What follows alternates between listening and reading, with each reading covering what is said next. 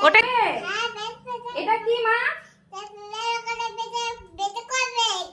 এটা কি আগে বলো? আচ্ছা ব্যথা করবে। এটা কি হয়?